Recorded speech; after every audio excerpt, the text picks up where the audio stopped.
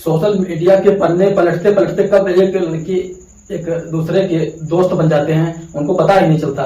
और बातचीत का सिलसिला कुछ इस कदर आगे बढ़ जाता है कि वो दोनों एक दूसरे के दोस्त बन जाते हैं। दोस्ती कब प्यार में बदल जाती है ये भी नहीं पता चलता। उसके बाद दोनों फैसला लेते हैं कि क्यों ना हम दोनों साथ रहने लगे और साथ रहने लगते हैं। लेकिन लड़की कभी कभी अचानक रात भर गायब हो जाया करती थी, कभी दिन में गायब हो जाया करती थी। तो एक दिन कुछ ऐसा आता है वो लड़की हमेशा के लिए गायब ही हो जाती है।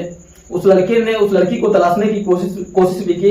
यही नहीं, उस लड़की के परिवार वालों ने भी उसको तलाश करने की कोशिश की।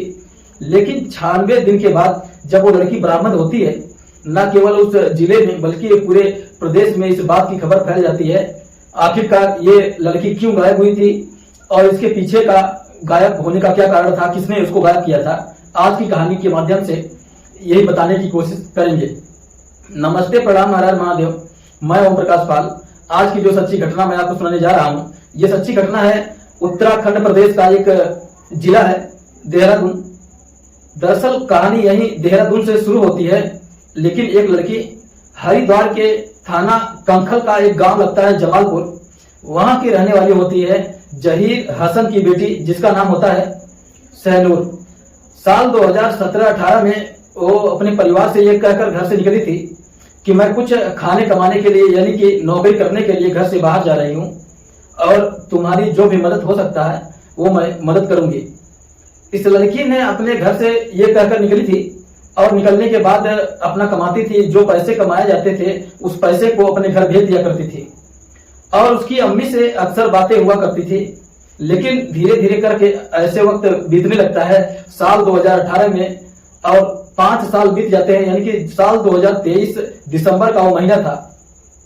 26 दिसंबर के बाद वो अपने माँ से संपर्क में नहीं रहती, इसलिए उसकी जो माँ होती है जिसका नाम सहरूल होता है, अपनी बेटी सहरून को देखकर वो परेशान हो जाती है कि आखिरकार बेटी गई तो गई कहाँ गई। अब अपनी बेटी को तलाश करने के लिए सबसे पहले उसने फोन पर संपर्क साधा तो उसका नंबर बंद था। लेकिन जो उसको कांटेक्ट में 1-2 लोग और थे उससे बातचीत करने की कोशिश की। उन्होंने कहा कि उसके बारे में, सहनूर के बारे में हमें कोई ज्यादा जानकारी है नहीं। इसलिए माँ थोड़ा परेशान हो जाती है, अपने पति से कहती है, रिश्तेदारों से कहती है, जो आसपास के नेता होते हैं उनसे बातचीत करती है। और यही नहीं, वो नजदीकी पुलिस स्टेशन होता है वहां भी हो जाती है और पूरा दिन थाने के आसपास बैठकर नेताओं के पास जाकर अपनी बेटी को ढूंढने की लगातार गुहार लगा रही थी। और कब 1 महीने का समय बीत जाता है पता ही नहीं चलता। आखिरकार दिसंबर में गायब हुई थी वो लड़की और जनवरी 2024 आ जाता है। 27 तारीख के बाद वो पहले नजदीकी पुलिस स्टेशन पहुंचती है तो पुलिस वाले कहते हैं कि ये मामला इस जिले का यानी कि हरिद्वार का नहीं है बल्कि देहरादून का मामला है, आपको देहरादून की पुलिस से साधना चाहिए। और आखिरकार वो महिला 29 जनवरी 2024 को पटेल नगर एक थाना लगता है जो कि देहरादून का ही थाना है, वहां जाती है। वहां जाने के बाद कहती है कि मेरी बेटी गायब है। हालांकि वो पहले भी यहाँ पर आई थी, लेकिन इस बार उसने जिद पकड़ ली कि कम से कम कुछ तो तलाश करके देख लीजिए मेरी बेटी आखिरकार है कहाँ। पुलिस ने मुकदमा तो दर्ज कर लिया, लेकिन पुलिस ने जो ईमानदारी से कोशिश करनी चाहिए थी, पुलिस ने वो कोशिश नहीं की और वो महिला वापस अपने घर आ जाती है। और घर आने के बाद फिर से वही कोशिश कर रही थी आखिरकार वो उसकी बेटी कहाँ गई हुई है, कहाँ नहीं गई है। पुलिस ने थोड़ी सी कोशिश की थी कि जहां वो रहती थी वहां पर उसके साथ एक लड़का रहता था और वो लड़का आजकल कहाँ है वो भी गायब था। लेकिन पुलिस ने उतनी कोशिश जब नहीं करती है तो आखिरकार पुलिस वाले उसे एक तरफ से कह सकते हैं कि भूल जाते हैं। लेकिन 30 मार्च 2024 को मुखबिर से सूचना मिलती है कि वो लड़की देहरादून का थाना लगता है पटेल नगर, और पटेल नगर की एक कॉलोनी है सांस्कृतिक बिहार कॉलोनी, और उसी के पास IAS BTS के पास एक किराए पर वो रहती थी। वहां वो लड़का देखा गया है जिसका नाम राशिद होता है। दरअसल राशिद के बाप का नाम होता है मोसलिन और उसके गांव का नाम होता है बागोवाली। उसकी चौकी होती है नई मंडी और जिला होता है मुजफ्फरनगर, उत्तर प्रदेश। वो वहां का रहने वाला होता है। हालांकि पहले भी पुलिस उसके घर गांव गई थी, लेकिन वो गांव में मिला ही नहीं, इसलिए पुलिस आती है और आकर अपनी काम में जुट जाती है। लेकिन 30 मार्च 2024 को जब पुलिस को ये मुखबिर के माध्यम से सूचना मिलती है कि वो लड़का उसी कमरे पर पहुंचा है जिस कमरे पर वो लड़की रहा करती थी, सहनूर। अब सहनूर वहां रहा करती थी, तब पुलिस वहां जाती है और वो सामान जो था अपना कमरे पर लगभग 3 महीने के बाद 96-97 दिन हो जाते हैं, वो कमरे से सामान समेट रहा था, वहां पैकिंग कर रहा था, वहां से ले जाने की कोशिश कर रहा था। पुलिस आती है और पुलिस ने उसको अपने हिरासत में लिया। उससे बातचीत करने लगे कि भाई बताओ, तुम इतने दिन तक कहाँ गायब थे? हम तो तुम्हें तुम्हारे गांव भी ढूंढने के लिए गए और तुम्हारे बारे में पता करने की कोशिश की, लेकिन तुम्हारा कोई पता और न कोई फोन नंबर है। वो लड़की है कहाँ पर, उसके बारे में थोड़ी जानकारी दे दो। तो उसने कहा कि सर वो कई दिन के लिए गायब हो जाया करती थी, किसी लड़के के साथ भाग गई होगी, उसका किसी न किसी से अफेयर चल रहा था, इसलिए मुझे इसके बारे में कोई ज्यादा जानकारी नहीं।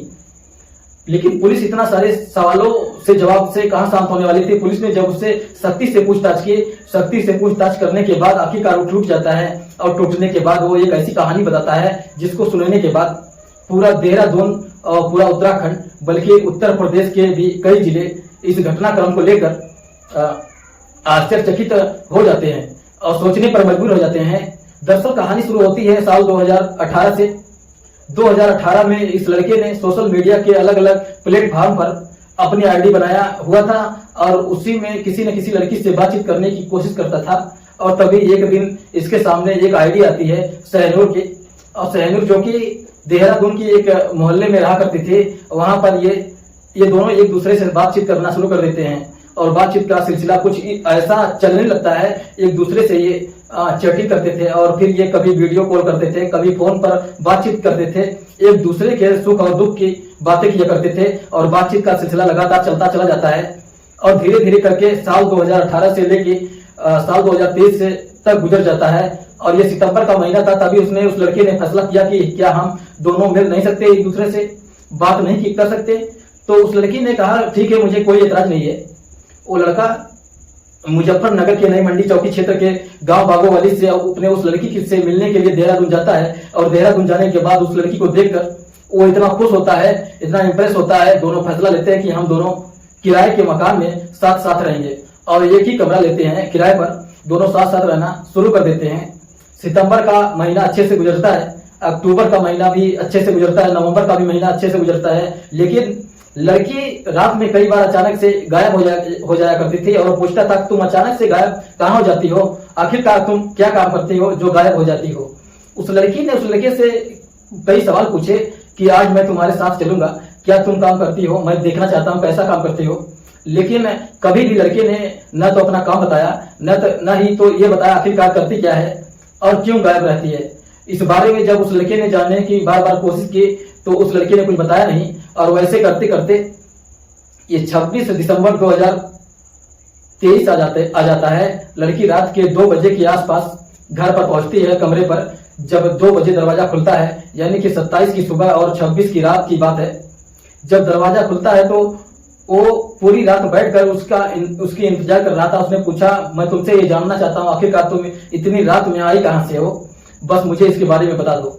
उस लड़की ने इसके बारे में कोई जवाब नहीं दिया। इस बात को लेकर लड़के में गुस्सा आ जाता है। उस में कहासुनी शुरू हो जाता है और जैसे ही कहासुनी शुरू होता है सहरून उसको एक जोर से थप्पड़ मार देती है। इतनी जोर का थप्पड़ उस लड़के को बहुत गुस्सा आ जाता है और देखते ही देखते उसे गिरेबान पकड़कर उसका गला तब तक दबाता है जब तक कि उस लड़की के प्राण नहीं निकल जाते और लड़की तो मर जाती है। उसकी लाश कमरे पर ही पड़ी हुई थी और राशिद जो हो जाता है, परेशान हो जाता है, सोचने पर मजबूर हो जाता है आखिर अब इस लाश का मैं करूं तो क्या करूं।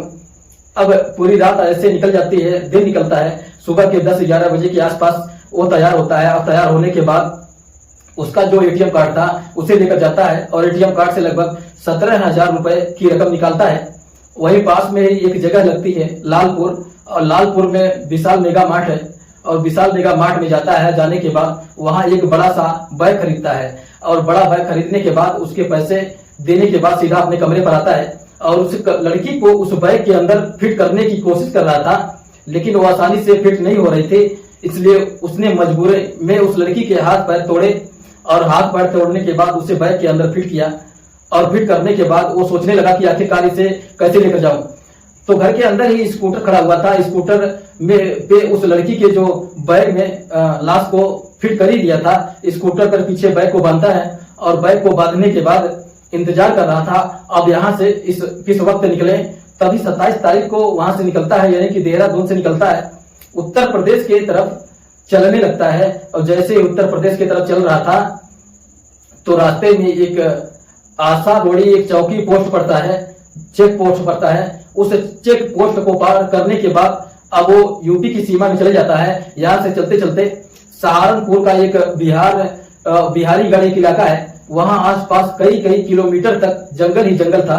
और जहां दूर दूर तक आवाज भी लगाओ, किसी की आवाज किसी को ना पहुंचे, वो स्कूटर के माध्यम से वहां तक पहुंचता है। और बिल्कुल एकदम सुनसान इलाके में जाने के बाद उस बैग को ऐसे ही वो फेंक देता है और वहां से सीधा अपनी बहन के घर चले जाता है। और बहन के घर जाने के बाद एक दो दिन तक इसका नंबर चलते रहता है, लेकिन इस लड़की का अपने माँ से संपर्क नहीं हो पाता।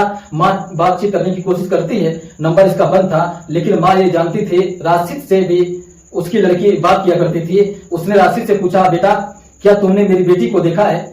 उसने कहा कि वो कई दिन तक तो गायब रहती है, उसका पता ही नहीं चल पाता कि आखिरकार करती क्या है, कहीं गई होगी किसी के साथ, मुझे ज्यादा जानकारी है नहीं। कुछ दिन के बाद राशिद ने अपना नंबर बंद कर दिया और माँ इंतजार करती रही कि बेटी कब आएगी। 1 महीना बीतता है और 1 महीना बीत जाने के बाद किस के पास जाकर माँ गुहार लगाती है। आखिरकार 1 महीने के बाद वो FIR दर्ज होती है 29 जनवरी 2024 को। उसके बाद पुलिस अपने हीला हवाले से कार्य नहीं करती है, तो तब कहीं जाकर वक्त बीत जाता है। 30 मार्च 2024 को वो लड़का हाथ लगता है, तब जाकर ये कहानी सामने आती है। और पुलिस ने अब भारी पुलिस बल के साथ उसी इलाके में जाते हैं, जाकर ढूंढते हैं। ढूंढने के बाद आखिरकार वो बैग कहाँ है। जब पुलिस वहां जाती है तो बैग सचमुच मौके पर मिल जाता है और वो बैग पूरी तरह से पैक था, लेकिन उसके अंदर जो लाश थी वो पूरी तरह से सड़ चुकी थी, गल चुकी थी और महज उसके अंदर कंकाल था। अब वो पुलिस ने उस कंकाल को कब्जे में लिया, पोस्टमार्टम के लिए भेजा। उसके बताए हुई कहानी पर पुलिस ने विश्वास भी किया और साथ ही उसका DNA कराया जलाया, ताकि उसको ये पता चल सके कि वाकई ये सहनूर ही है। लड़की की उम्र 24 साल जो आज के तारीख में, और लड़के की उम्र में 23 साल, दोनों साथ साथ रहते थे, लेकिन लड़का कभी अपना घर वापस नहीं गया और किसी पिकअप पर हेल्परी का काम किया करता था, इसीलिए परिवार से दूर रहता था। और पुलिस कोशिश तो कर रही थी उसे ढूंढने की, लेकिन उतनी ईमानदारी से नहीं कोशिश कर रही थी जितनी ईमानदारी से उसे कोशिश करनी चाहिए थी।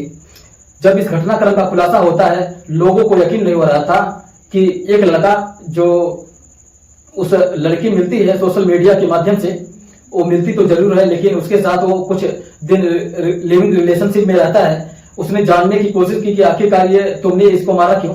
तो उसने बताया कि साहब वो कई दिन तक गायब रहती थी, स्पा में काम करती थी, ब्यूटी पार्लर में काम करती थी, क्या गंदे काम करती थी, मुझे इसके बारे में कोई ज्यादा जानकारी नहीं है कि वो किसी के साथ जाती थी, सोती थी या क्या करती थी। इसलिए मुझे गुस्सा आया जब उसने अपने बारे में हकीकत नहीं बताई, तब गुस्से में मैं उसका गला दबाकर हत्या कर दी।